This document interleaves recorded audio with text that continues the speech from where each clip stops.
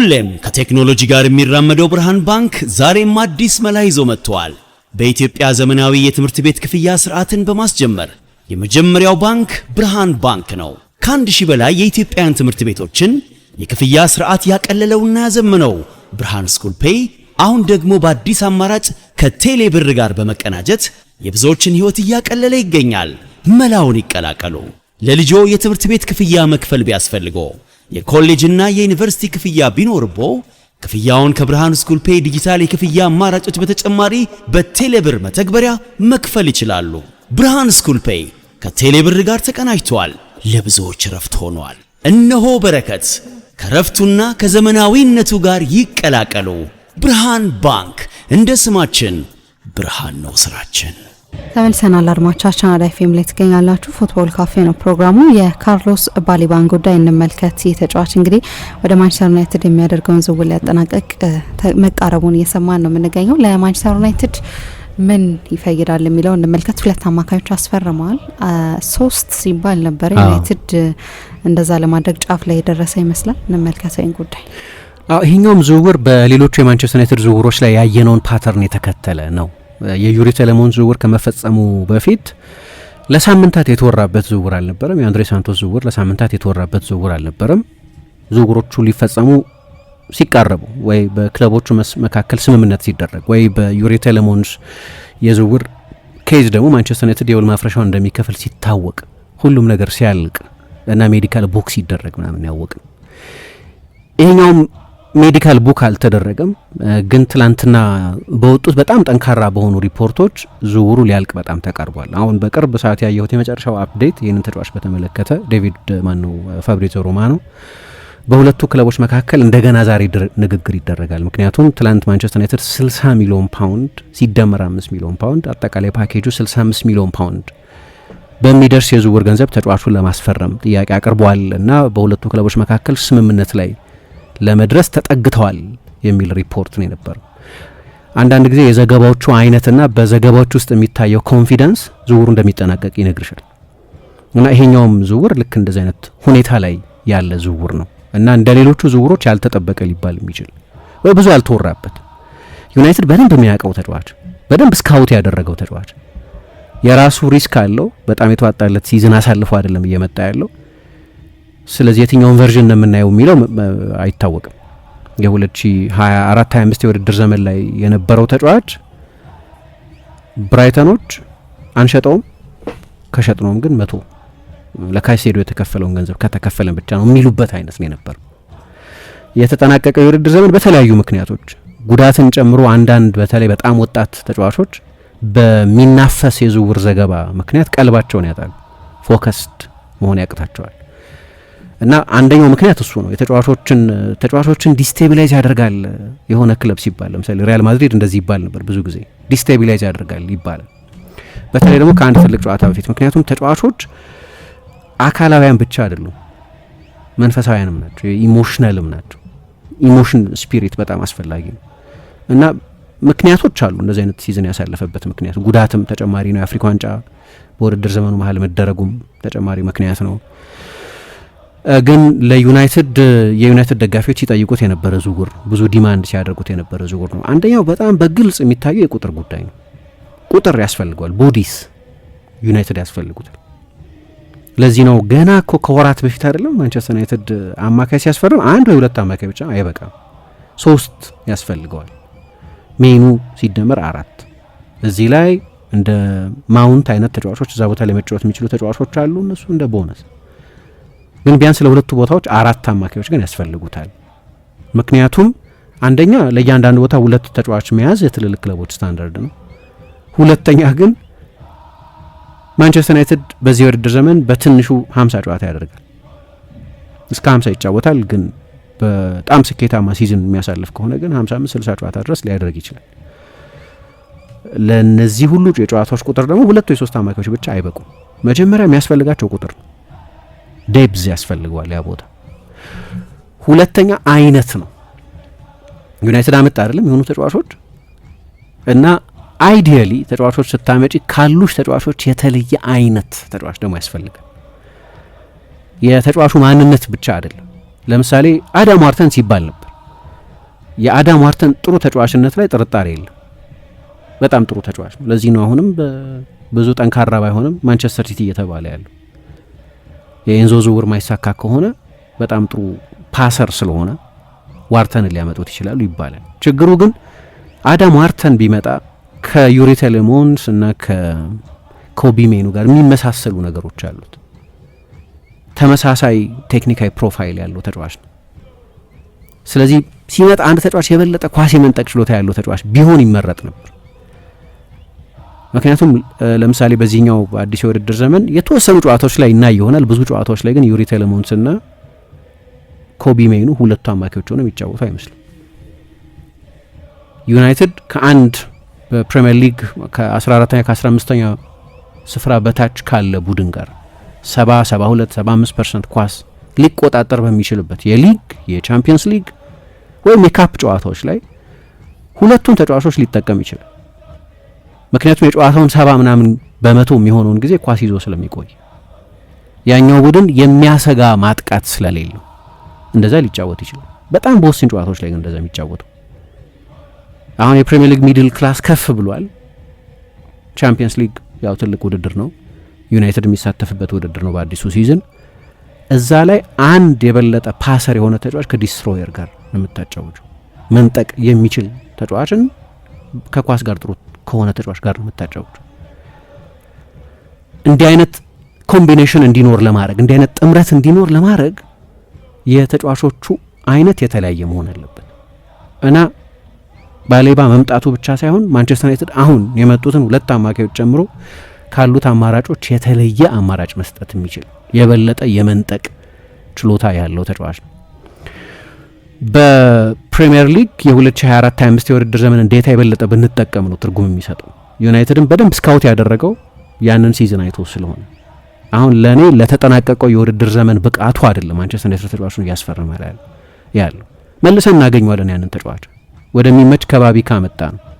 ባለፈው የውድድር ዘመን ብቃቱ እንዲወርድ የሆነ ጨዋታ ላይ 20ኛው ደቂቃ ላይ በአራት የተለያዩ ጨዋታዎች ረፍት ሰዓት ላይ ተቀይሮ እንዲወጣ የምክንያት የሆነበት የፎርም ጉዳይ የበለጠ ከአእምሮ ጋር የሚገናኝ ስለሆነ ያንን ምርጡን ተጫዋች መልሰን ማግኘት እንችላለን የሚል መተማመን ያለ ይመስላል። ለዛ ነው አሁን ገንዘብ የሚከፍሉት፣ ለዛ ነው ተጫዋቹ የሚያመጡት ለ2024-25 የውድድር ዘመን።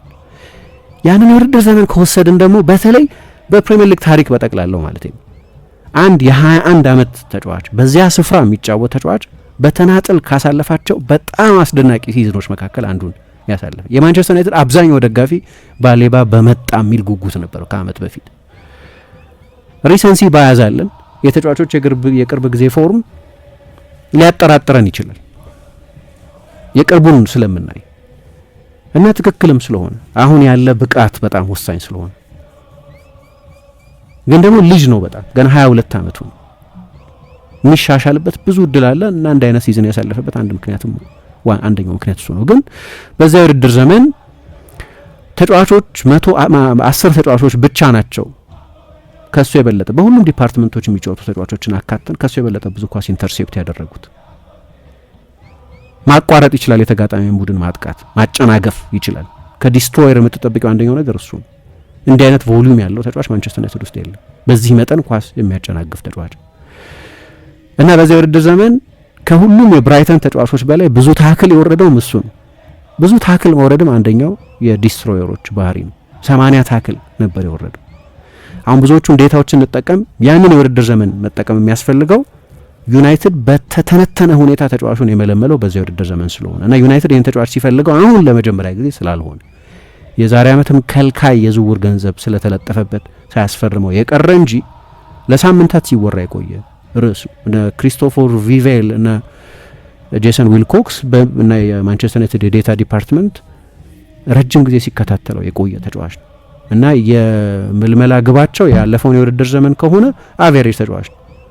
ግን ፎርም ነው እሱ ተጫዋቹ እንደዛ ነው ማለት አይደለም። ስጋት ሊፈጥር ይችላል፣ ግን ምክንያቶች አሉት። እንደዛ የሆነበት ምክንያት በቂ ማብራሪያዎች አሉ።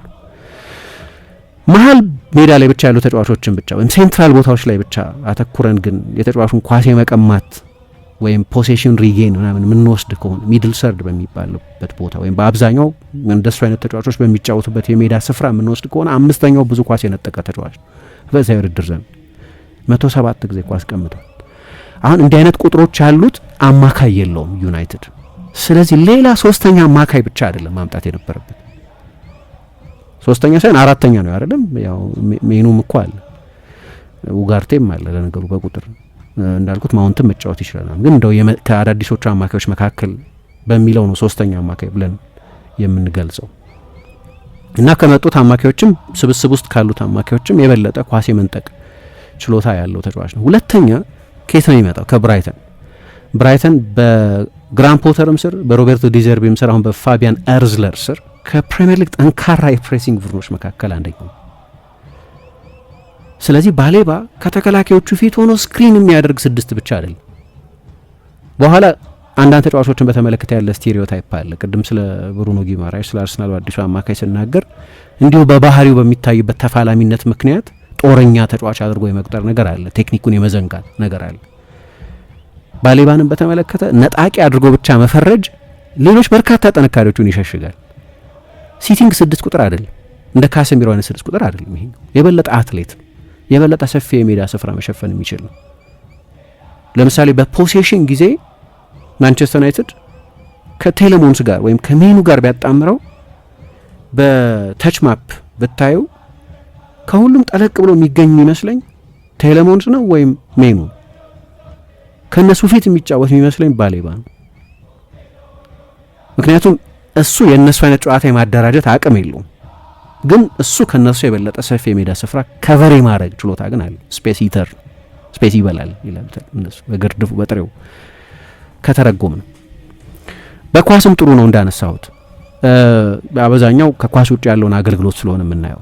ግን በ2025-26 የውድድር ዘመን ምንም አሲስት ባይሰጥ ምንም ጎል ባያስቆጥርም ግን ከዛ በፊት በነበረው ሲዝን 4 የጎል ተሳትፎ ነበረው። በፓስም ከ90% በላይ የኳስ ስኬት ያለው ከማንቸስተር ዩናይትድ ተጫዋቾች ካሉት አማራጮች የበለጠ ቦል ኬሪየር ነው። ኳስ እየገፋ ብዙ ርቀት መሄድ የሚችል ተጫዋች ነው። ይሞክረው እንደሆነ አይታወቅም ካሪክ በዛ ቦታ ላይ። ግን የግራ እግር ተጫዋች ግን አምቢፔዳል ነው። የግራ እግር ተጫዋች ብቻ አይደለም፣ የሁለት እግር ተጫዋች ነው። በአመዛኙ የግራ እግር ተጫዋች ነው። እሱም አንድ አንግል ይሰጣል። ሁለተኛ ግን ምሳ እንደምታውቂው የግራ መስመር ተከላካይ ቦታ ላይ ተጫዋች ማምጣት አለባቸው ወይ እንዲሁ ስናየው የሚያስፈልግ ይመስላል። ዶርጉ እዛ ቦታ ላይ እስካልተጫወተ ድረስ ሄዶ እዛ ቦታ ላይ ሊጫወት ይችላል። ለምሳሌ ሉክሾ ቢጎዳ ወይ ቢዳከም ወይ ብቃቱ ቢወርድ በሚያሳስብ ሁኔታ ብቃቱ ቢወርድ እና ዩናይትድ ሌላ ምርጫ ባይኖረው ዶርጉን ያጫወተዋል። ምንም አያከራክርም። በጠቅላላው ካሪክ ስለ ዶርጉ ያለው የሚና አስተሳሰብ ምን እንደሆነ ዘለቄታዊ ሚናው ምን እንደሆነ በጥቂት ጨዋታዎች ላይ ብቻ ስለሆነ በካሪክ ስር ሲጫወት ያየ ነው። ስለ ዘለቄታው ምንድነው የሚያስበው? ምክንያቱም ግራ ላይ ራሽፎርድ መጥቷል። አሁን አምና ያልነበረ ተጫዋች ማቴዎስ ኩኛ አለ። ስለዚህ ሎጂካል ዴስቲኔሽን የሚመስለው ዩናይትድ እዛ ቦታ ላይ ችግር አለበት። ስለዚህ እዛ ቦታ ላይ ደግሞ ይሄ ተጫዋች መጫወት ይችላል። በዛ ቦታ ባለሟል እንኳ ባይሆን ተሰርቶ የተጠናቀቀ ተጫዋች እንኳ ባይሆን ግን ሊሰለጥን የሚችልበት እድሜ ላይ ነው። ኮቸብል ነው፣ በጣም ወጣት ስለሆነ። በሌቼ በነበረበት ጊዜ ብዙ ጊዜ ሌቼ ያው የ3-4-3 ቡድን የነበረው ግን አሰልጣኝ ሲለወጥ ፎርሜሽኑም ተለውጦ በባክ ፎር የተጫወተበት ጊዜ ላይ ፉል ባክ ሆኖ ተጫውቶ ያውቃል፣ ሳምፕሉ ትንሽ ቢሆን። ስለዚህ እዛ ቦታ ላይ ሊታሰብ ይችላል ይሄ ተጫዋች።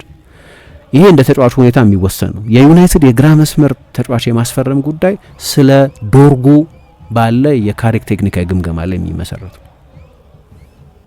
ግን አይ ዶርጉ በቃ ለኔ የክንፍ ተጫዋች አማራጭ ነው ብሎ ቢወስድ አሰልጣኙ አንዳንድ ጊዜ ኢመርጀንሲ ሶሉሽን ሲያስፈልግ ኩንተን ፎርቹን ማንቸስተር ዩናይትድ ውስጥ በነበረበት ጊዜ ልክ እንደ ካርሎስ ባሌባ ሌላ አፍሪካዊ ተጫዋች ነው፣ ደቡብ አፍሪካዊ ተጫዋች አማካይ ነው። ኩንተን ፎርቹን ግን የግራ እግር ተጫዋች ነበር። በሰር አሌክስ ፈርጉሰን ጊዜ ብዙ ጨዋታዎች ላይ የግራ መስመር ተከላካይ ሆኖ ሲጫወት እናስታውሳለን። ልክ እንደዚህ አስጣዳፊ በሚሆንበት ጊዜ አሁን ባሌባ የግራ እግር ተጫዋች ነው። አማካይ ሆኖ ቢሆንም ወደ ማንቸስተር ዩናይትድ የመጣው የግራ ቦታ ላይ ስጋት ስላለ ዩናይትድ በቀረው 10-11 ቀን ውስጥ መፍትሄ የሚያገኝለት ከሆነ ሌላ ተጫዋች የሚያመጣ ከሆነ እሰየው። ካላመጡና በጣም አስቸጋሪ የኢመርጀንሲ ሁኔታ ውስጥ የሚገቡ ከሆነ ግን ይሄ ተጫዋች እዛ ቦታ ላይ መጫወት ይችላል። አንዱ አድቫንቴጅ እሱ ነው። ግን ለምሳሌ ኢንቨርት የሚያደርግ ፉልባክ ልታደርጊው ትችላለሽ። በኳስ ቁጥጥር ጊዜ አማካይ የሚሆን አማካይ ስለሆነ ወደ ሴንትራል ቦታ ሲጫወት ወደ ተፈጥሯዊ ቦታው ነው የሚመጣው። ግን ቅድም ያነሳዋቸው ጠንካራ የመከላከል ቁጥሮች ያሉት ተጫዋች በመሆኑ ምክንያት ደግሞ ያ ካራክተሪስቲክስ አለው። ይሄ እንደ ቦነስ የሚታይ ነው። እዛ ቦታ ላይ ይጫወታል ማለት አይደለም። በብራይተንም እዛ ቦታ ላይ አልተጫወተም፣ ግን አለው እንደዚህ አይነት እድል። ለዩናይትድ እዛ ቦታ ላይ ስቶፕ ጋፕ ተጫዋች መሆን ይችላል። አጭር ጊዜ መፍትሄ መስጠት፣ ያንን ቀዳዳ መድፈን የሚችል ተጫዋች ይሆናል። በአማካይነቱ ከሚሰጣቸው ጥቅም ባሻገር ለአማካይነት ነው የሚያመጡት፣ የመለመሉትም ለአማካይነት ነው። ግን ያንን አይነት ሮይ ኪን ዩናይትድ የጉዳት ቀውስ በሚገጥመው ጊዜ በስታዲዮ ዴላልፒ የመሀል ተከላካይ ሆኖ ተጫውቷል። ረጅም አይደለም ሮይ ኪን የመሀል ተከላካይ ሆኖ ሲጫወት ብዙ ጨዋታዎች ላይ ያስታውሳል። ይሄ ቦነስ ነው። ምክንያቱም በሲዝኑ በሙሉ የሚያጋጥምሽ እንደ ሉክ ሾው አይነት በጣም ዴሊኬት የሆነ የጉዳት ታሪክ ያለው ተጫዋች ለሁለት ተከታታይ ሲዝን 2000 ደቂቃ እንኳን ተጫውቶ የማያውቅ በ10 ዓመት ውስጥ እንድትተማመኝበት እድል አይሰጥም፣ የፊትነሱ ሁኔታ የብቃቱ ሁኔታ እንኳን ባይሆን።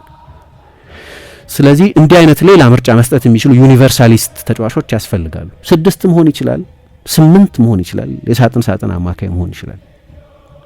በጣም ግሩም ፕሬስ ሬዚስተንት ተጫዋች ነው። የባላጋራ ቡድን ፕሬስ በሚያደርገው ጊዜ በቴክኒካዊ ችሎታውም በአካላዊ ጥንካሬውም የባላጋራ ቡድንን ተጫዋች በርቀት ማቆየት የሚችል ተጫዋች ነው። በተለይ ያ የ2024-25 የውድድር ዘመን ላይ የነበረው ቨርዥን ዩናይትድ ካሉት አማካዮች ሁሉ በጣም አትሌቱ እሱ ነው። ጠንካራ አትሌት፣ ሰፊ የሜዳ ስፍራ መሸፈን የሚችል በፍጥነትም መሸፈን የሚችል አንዳንድ ጊዜ ኪሎ ሜትር ያታልላል። mesela ከአንድ ተጫዋች 13 ኪሎ ሜትር ሊሆን ይችላል በጨዋታ ላይ የሚሸፍን፣ ግን ብዙዎቹ ሩጫዎች የሎ ኢንቴንሲቲ ሩጫዎች ይሆናሉ እና ለቶፕ ሌቭል አትሌት ዝም ብለሽ ስታስቢው ብድግ ብለን 13 ኪሎ ሜትር መሮጥ አንችልም። አንድ ሳምንት ልምምድ ብንሰራ ጉዳዩን 13 ኪሎ ሜትር መሸፈን ከሆነ 13 ኪሎ ሜትር ውስጥ ግን ምን ያህሉ ኢንቴንስ ሩጫ ነው ደግሞ ሌላ ነገር ነው አይደል? ምክንያቱም ማራቶን እኮ በማግስቱ የሚገቡ ሰዎች አሉ። በቃ ምንም የሚገርም ነገር የለውም። 4 ሰዓት 5 ሰዓት ቢፈጅባቸው መጨረስ ከሆነ እነሱም ይጨርሳሉ 42 ኪሎ ሜትር።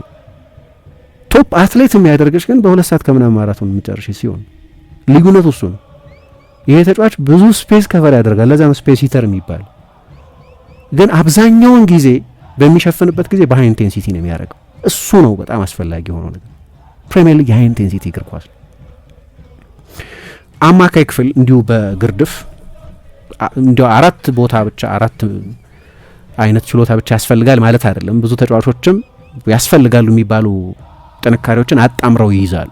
ግን ዩናይትድ አሁን አዲስ አማካይ ክፍል ስለሆነ እየገነባ ያለው ቢቻል ኳስ ነጣቂ ወይም ዲስትሮየር የሚባል፣ ኮኔክተር የሚባል፣ ፕሮግረሰር የሚባል፣ ፕሬሰር የሚባል ተጫዋቾች ያስፈልጉታል።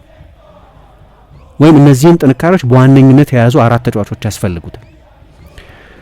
ግን እነዚህን ደባልቀው የሚይዙ ተጫዋቾች አሉ። እነዚህ ተጫዋቾች ደግሞ መልታይ ፋንክሽናል ተጫዋቾች ይባላሉ። ለምሳሌ ትናንትና ስለ ሮድሪ ስናነሳ ነበር አይደል? ሮድሪን ዝም ብሎ 6 ቁጥር ኳስ ነጣቂ አማካይ፣ ዲፕ አማካይ ማለት ሌሎች በርካታ ጥንካሬዎችን መዘንጋት ነው። ምክንያቱም ጉድለት የለሽ አማካይ ነው። አሁን ያልኳቸውን ችሎታዎች በሙሉ ኮንትሮለር መሆንን ጨምሮ ዲፕ ላይን ፕሌይ ሜከር መሆንን ጨምሮ ብዙ ነገሮች አሉት። ለዛ ነው ከታሪካዊ ተጫዋቾች አንዱ በፕሪሚየር ሊግ ብቻ ሳይሆን በዛ ቦታ ከተጫወቱ ተጫዋቾች መካከል አንዱ የሚያደርገው። አሉ እንደዚህ አይነት ተጫዋቾች የጠቀስኳቸውን ነገሮች በሙሉ አሟልተው የሚይዙ ግን ብዙ አይደሉም። ሁሉንም አይነት ጥንካሬ መያዝ አለባቸው። አሁን ከጠቀስኳቸው ሌሎች ምድቦችን ማውጣት ይቻላል። ባላንስድ እንዲሆን ግን ሚዛን ያለው ከሁሉም ተጫዋቾች እንዲህ አይነት ችሎታ ካለ ለማጣመር ይመቻል። ተመጋጋቢ ችሎታ ያላቸውን ተጫዋቾች አንድ ላይ ሁሉም ለምሳሌ ፓሰሮች ቢሆኑ ችግር ነው። ይሄ መንጠቅ ያስፈልጋል። ምክንያቱም ሁል ጊዜ ኳስ አትይዝ፣ 100% ፖሴሽን አታስመዘግቢ። ስለዚህ መንጠቅ ችሎታ፣ ኳስ ሪከቨር የማድረግ ችሎታ፣ ኢንተርሴፕት የማድረግ ችሎታ ምናምን ያላቸው ተጫዋቾች ደግሞ ያስፈልጋል። ኮምፕሊመንታሪቲ የሚባለው እሱ ሁሌ ቤስት የሚባሉትን የአማካይ ክፍሎች በእግር ኳስ ያየናቸውን አማካይ ክፍሎች በሙሉ ብትወስጂ እንዲህ አይነት ተመጋጋቢ ችሎታ ያላቸው ተጫዋቾች አንድ ላይ ሲጣመሩ ነው የሚሰራው። ባላንስ የሚባለው እሱ ነው። አሁን ማንቸስተር ዩናይትድ በጣም ጥሩ ኮኔክተር አለው።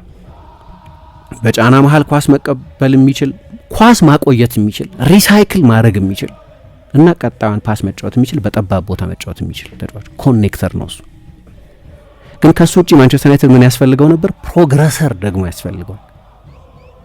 ለፈጠራ ብሩኖ ላይ በጣም ጥገኛ ነው ማንቸስተር ዩናይትድ፣ በጣም ጥገኛ ነው። ከጥልቅ ጥሩ ፓሰር የለም። ስለዚህ ማንቸስተር ዩናይትድ ወደፊት ኳስ እየገፋ መሄድ የሚችል ቨርቲካል ኳስ መስጠት የሚችል በትራፊክ መሀል ኳስ መስጠት የሚችል በተጨናነቀ ትራፊክ መሀል ኳስ መስጠት የሚችል ኳስ እየገፋ በመሄድም በፓሶቹም መስመር መሰንጠቅ የሚችል ተጫዋች ያስፈልጋል። ከጥልቅ የአማካይ ስፍራ ዩናይትድ ኤሪክሰን በመሀል ለተወሰነ ጊዜ ካሳየው ብልጭታ በስተቀር ለረጅም ጊዜ እንዲህ አይነት ተጫዋች አልነበረም። ፕሮግረሰር ይባላል ይሄ ተጫዋች። አሁን ዩሪ ቴሌሞንስ ነው የሚሆነው። እንዲህ አይነት ምድብ ያለው ተጫዋች ነው።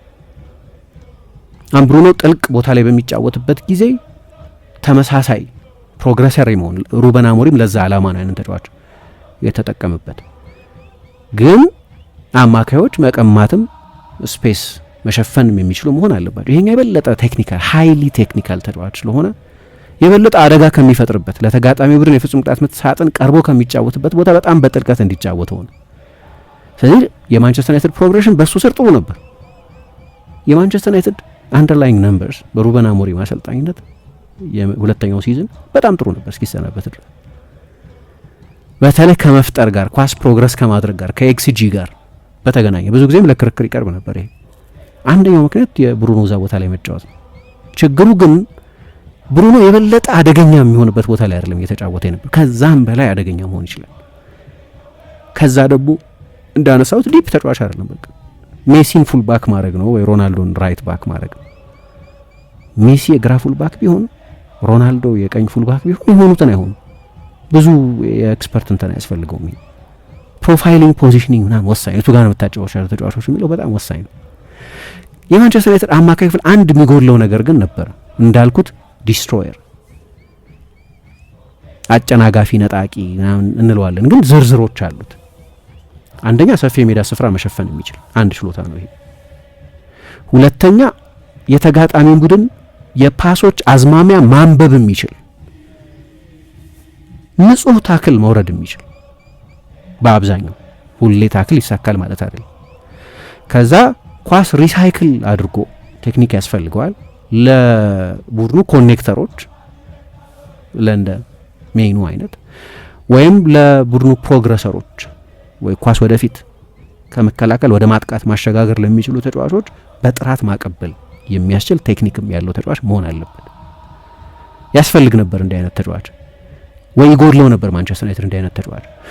አንዳንድ ቡድኖች ያለ እንደዚህ አይነት ተጫዋች ስኬታማ የሆኑ ቡድኖች አሉ። አንድ ስልት ብቻ አይደለም ቡድን የሚሰራው። ለምሳሌ ፔዤ ያለ ንጹህ ዲስትሮየር ነው የአውሮፓ እግር ኳስን የተቆጣጠረው። ሶስቱም አማካዮች መልታይ ፋንክሽናል አማካዮች ናቸው። መንጠቁንም ኳስ ፕሮግረስ ማድረጉንም ኳስ እየገፉ መሄድንም ሪሳይክል ማድረግንም ማቆየትንም የመከሳሰሉትን ነገሮች በሙሉ በተመጣጣኝ ሁኔታ ማድረግ የሚችሉ ተጫዋቾች ነበሩት። እንደ እድል ሆኖ ጆao ኔቬስ፣ ቪቺኛ እና ፋቢያን ሩይዝ በየገበያው የምታገኛቸው አይነት ተጫዋቾች አይደሉም። ሁሉም የላቁ ተጫዋቾች ናቸው። ፔዤ እነዚህ ተጫዋቾች አሉት። እነዚህ ተጫዋቾች ግን በጣም ውስን ናቸው። ግን ብዙ ጊዜ እንዳልኩት ባላንስ የሚፈጠረው ተመጋጋቢ ችሎታ ያላቸውን ተጫዋቾች በመያዝ ነው። ስለዚህ ይሄ ተጫዋች በተለይ እድሜያቸው ከ21 ዓመት በታች ከሆኑ ተጫዋቾች መካከል 21 እና ከዛ በታች ከሆኑ ተጫዋቾች መካከል የሚጠቀስ ትልቅ ሲዝን ካሳለፈ በኋላ ቢሆን ኖሮ የመጣው የደጋፊ ኤክስፔክቴሽን ምናልባት አሁን ሊኖር ከሚችለውም የበለጠ ሊሆን ይችል ነበር። የማንቸስተር ዩናይትድ ግምገማም የሚመስለው አብዛኛው በዛ ሲዝን ላይ ያሳየው ብቃት አስደናቂ ነው የሚል ነው። በብራይተን ከፍተኛ እድገት ያሳየ ተጫዋች ነው። ብራይተንም ቀላል ገንዘብ አልነበረም የሚከፈለበት። የብራይተን ምልመላም የእንትን አይደለም የፖቴንሻል ዝውውር ነው የተፈጸመው። 2023 ላይ ተጫዋቹ ሲመጣ 24 ሚሊዮን ነው የከፈሉበት። ግን ለሊል 6 ጨዋታ ብቻ ነበር የጀመረው። ያ ዝውውር የተፈጸመው ልክ ሞይሰስ ካይሴዶ ከለቀቀ በኋላ ነው እና ብራይተን የቶፕ 10 ቡድን በመሆኑ ቀጥሏል። ከዛም በኋላ ካይሴዶ ትልቅ ተጫዋች ነው አይደል? የካይሴዶን ቦታ መሙላት ቀላል አልነበር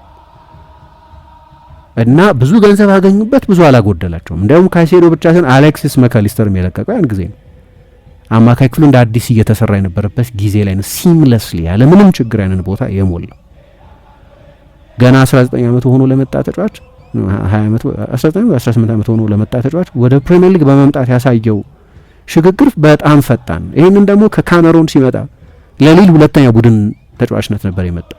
አንድ ልምምድ ላይ ነው የበቃቸው። ይሄማ ይበዛል ለሊል ሁለተኛ ቡድን ተጫዋችነት አሉና ወዲያው ወደ ዋናው ቡድን አሸጋገሩት እና እንደሄደም ቶሎ ተስፋ የሚሰጥ ተጫዋች ሆነ። ጥሩ ኢንተለጀንት የሆነ የስክሪኒንግ ችሎታ ያለው ተጫዋች ነው። የተጋጣሚ ቡድን ሶስተኛ ሯጮች ትራክ ማድረግ መከታተል ይችላል። በአካላዊ ቅልጥፍናው ምክንያት የቦታ ዲሲፕሊን ግድፈት ሳይፈጽም አሁን ሙሉ በኩል ይሄ ነው ማለት አይደለም፣ ድክመት የሌለበት ተጫዋች ነው ማለት አይደለም፣ ግን በጣም ጥሩ የሁኔታዎች ንባብ ያለው ተጫዋች ነው። ሰዎች ትራክ ማድረግ ይችላል፣ ቀዳዳዎች የተከተለ መሸፈን ይችላል እና ከካሰሚሮ ጋር የሚቀራረብ ኳስ የመንጠቅ ችሎታ አለ። አትሌቲሲዝም ነው አትሌቲሲዝም ብዙ የሜዳ ስፍራ ይሸፍናል። ለምሳሌ በግራንዲየን ስፖርት የሚባል አንድ የዴታ ካምፓኒ አለና እዛ ላይ ምናየው ምሳ በ2024-25 የውድድር ዘመን ከሸፈናቸው ኪሎ ሜትሮች መካከል 34 ኪሎ ሜትር የሚሆነውን በከፍተኛ ፍጥነት ነው የሸፈነው። ቅድም መሸፈን ብቻውን ሙሉ ስዕል አይሰጥም ያልኩት ለዚህ ነው። ሁለት ተጫዋቾች ብቻ ናቸው ይህን ያህል ኪሎ ሜትር በሃይ ኢንቴንሲቲ ሩጫ የሸፈኑት በዚህ የውድድር ዘመን። ሁለት ይነግርሻል የአትሌቲሲዝሙን መጠን። ታክል ያስፈልጋል፣ ኳስ ማጨናገፍ ያስፈልጋል። በጣም ራስ ስድስተኛ ነው የነበረው ከሴንትራል አማካዮች ጋር ብቻ የምናነጻጽረው ከሆነ። ይሄኛው የተጠናቀቀው የውድድር ዘመን ጥሩ ሲዝን አልነበረም፣ በተለይ ካስቀመጠው ስታንዳርድ አንጻር። ከ38ቱ ጨዋታዎች 23ቱን ነው የጀመረው። ስለዚህ ብዙ የሚሆኑ ጨዋታዎች ላይ አሰልጣኙ የመጀመሪያ ምርጫ አልነበረም። ከዛ ደግሞ መሰለፍ ሲጀምር በአራት የተለያዩ ጨዋታዎች ረፍት ሰዓት ላይ ተቀይሮ ወጥቷል። አንደኛው ጨዋታ ላይ በታክቲካዊ ምክንያት 20ኛው ደቂቃ ላይ አሰልጣኙ ቀይሮ አስወጥቶታል።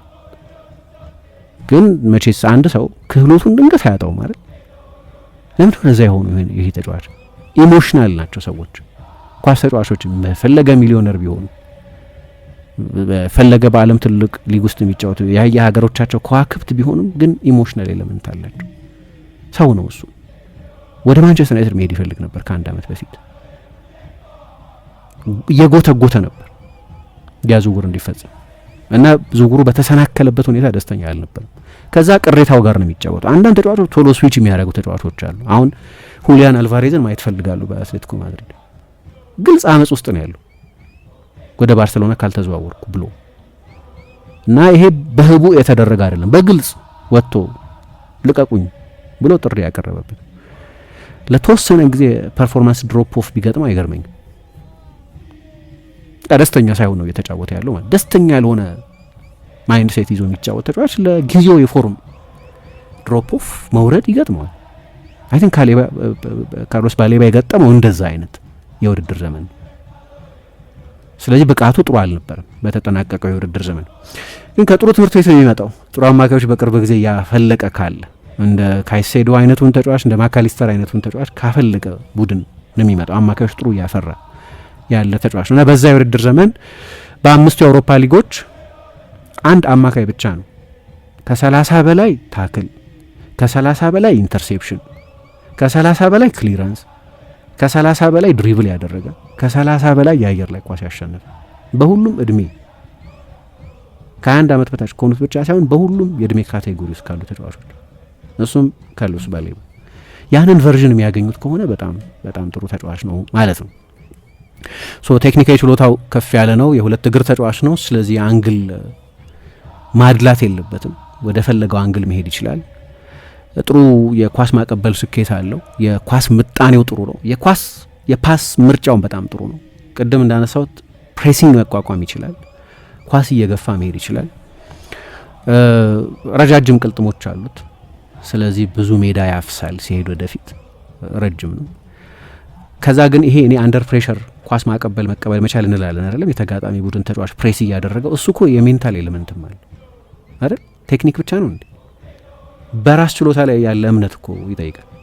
የተጋጣሚ ቡድን ተጫዋች ፕሬስ እያደረገሽ ተጠግቶትም ጭምር ጊዜ ወስዶ ስካን አድርጎ የፓስ ሴሌክሽን ኖሮት የጊዜ የኳስ ምጣኔ ኖሮት ዌይት ኦፍ ፓስ ኖሮት ማቀበል በራስ ችሎታ ላይ ያለ መተማመን ይጠይቃል። ይሄ ምን ጥንካሬ ነው? የአእምሮ ጥንካሬ ወይ በራስ መተማመን። ቅድምም ብዬ ነበር አደጋ ያነባል፣ ሁኔታዎች ያነባል ብዬ ነበር። ይሄም ሜንታል አስፔክት ነው። ከዛ ኤግዚኪዩት የምታደርጊው በአካልሽ ነው።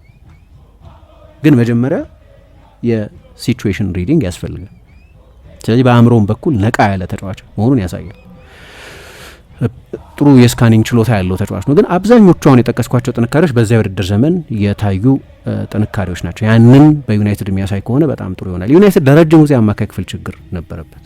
ዩናይትድ ፌመሶቹን ቡድኖች በገነባበት ጊዜ በሙሉ ጠንካራ አማካዮች ነበሩት። ወደ 60ዎቹም ብትሄድ ጭምር 60ዎቹ ላይ የነበረው የማንቸስተር ዩናይትድ ቡድን ፌመስ አማካዮች ነበሩት። የፈርጉሰን ያሁን የበዝቢ ቤቢ የሚባለው ቡድን እንደ ደንከን ኤድዋርድስ፣ ኤዲ ኮልመን፣ ጃኪ ብላንች ፍላወር የሚባል ተጫዋች ነበራቸው 1960ዎቹ ላይ።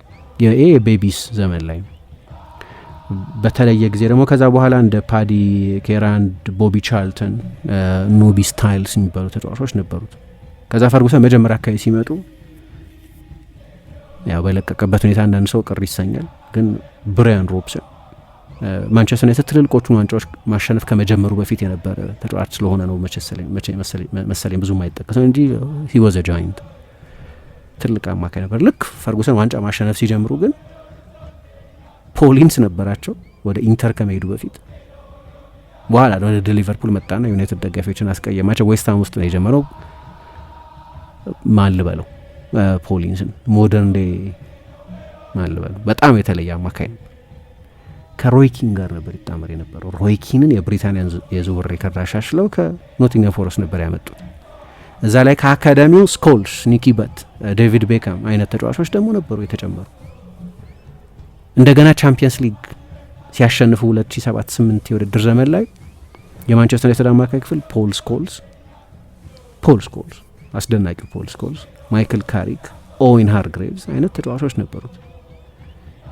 ምናልባት ያ ዋንጫ የመጨረሻ ዋንጫ ያሸነፉበት ሲዝናቸው ሊሆን ይችላል አማካይ የተዋጣለት ያልነበረው የማንቸስተር ዩናይትድ አማካይ ክፍል 16 ጨዋታዎች በአንድ የጎል ልዩነት ነበር ያሸነፈው። እንደ ኒማንያ ቪዲች አይነት ከፍ ያለ ጥራት ያለው የመሀል ተከላካይ ከሪዮ ፈርዲናንድ ጋር ተጣምሮ እንደ ዌይን ሩኒና ሮቢን ቫን ፐርሲ አይነት በጣም አስደናቂ አጥቂዎች ነበሯቸው። አማካይ ክፍሉ ብዙ ጊዜ ባይፓስ ነበር ይደረግ የነበረው። በዛ የውድድር የኳስ ቁጥጥር ብዙ ብርቱ ፍላጎት አልነበረም። የማንቸስተር ዩናይትድ በወቅቱ የነበረው ጥንካሬ ላይ ያተኮረ ግን በነዛ አመታት የማንቸስተር ዩናይትድ አማካይ ክፍል በሳሳባቸው አመታት በባርሰሎና የተወሰደበትን ብርጫ ስታይ ቶፕ ሌቭል አማካይ ክፍል እንዴት እንደሚያስፈልግ ታያለች። አሁን የማስፈረም ችግር ብቻ አልነበረም። ብዙ ተጫዋቾች ነው ያመጡት። በጣም በርካታ ተጫዋቾች ስኬታማ አልሆኑም እንጂ ፌላይኒ፣ ዳሊ ብሊንድ፣ ሄሬራ፣ ባስቲያን ሽቫንስታይገር፣ ሞርጋን ሽናይደርሊን፣ ፖል ፖግባ፣ ማቲች፣ ፍሬድ፣ ቫንደቤክ፣ ኤሪክሰን፣ ካሰሚሮ፣ ማውንት፣ ኡጋርቴ፣ ሳቤትሰር፣ አምረባት፣ ሌሎች ብዙ ተጫዋቾች አምጥተዋል። ከእነዚህ መካከል ከሶስት ተጫዋቾች በላይ ስኬታማ ነበሩ ለማለት ይቸግረኛል። ብዙዎቹ ዝውውሮች አልተሳኩም። ብሩኖን ከመደብ ነው ብቸኛው የተሳካለት ተጫዋች እሱ ነው የነበረው። ስለዚህ ለረጅም ጊዜ የቆየ ችግር ነው እና አሁን ኮምፕሊት ሜክኦቨር እንደ አዲስ እየተገነባ ያለ የአማካይ ክፍል ላይ ነው። ካሏቸው አማካዮች በጣም የተለየ ከካሰሚሮም በጣም የተለየ ተጫዋች ነው። ኳስ ነጣቂ በሚል ጠቅላላ ምድብ የሚመደብ ቢሆንም ሁሌም ከቴክኖሎጂ ጋር የሚራመደው ብርሃን ባንክ ዛሬም አዲስ መላ ይዞ መጥቷል። በኢትዮጵያ ዘመናዊ የትምህርት ቤት ክፍያ ስርዓትን በማስጀመር የመጀመሪያው ባንክ ብርሃን ባንክ ነው።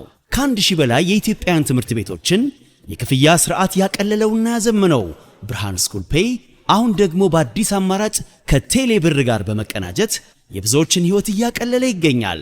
መላውን ይቀላቀሉ። ለልጆ የትምህርት ቤት ክፍያ መክፈል ቢያስፈልጎ የኮሌጅና የዩኒቨርሲቲ ክፍያ ቢኖርቦ ክፍያውን ከብርሃን ስኩል ፔይ ዲጂታል የክፍያ አማራጮች በተጨማሪ በቴሌ ብር መተግበሪያ መክፈል ይችላሉ። ብርሃን ስኩል ፔይ ከቴሌ ብር ጋር ተቀናጅቷል። ለብዙዎች ረፍት ሆኗል። እነሆ በረከት ከረፍቱና ከዘመናዊነቱ ጋር ይቀላቀሉ። ብርሃን ባንክ እንደ ስማችን ብርሃን ነው ስራችን።